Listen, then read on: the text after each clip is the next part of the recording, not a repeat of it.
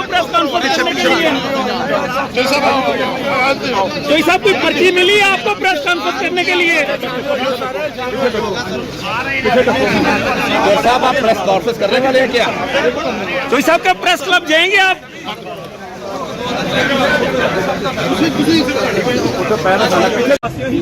यार सानू लेके जा। चोई साहब आपकी तबीयत कैसी है? रात कहाँ पे थे?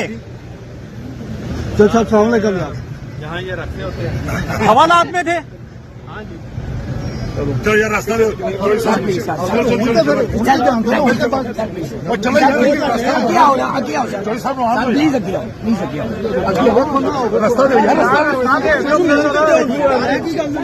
पीटीआई छोड़ रहे हैं कि नहीं?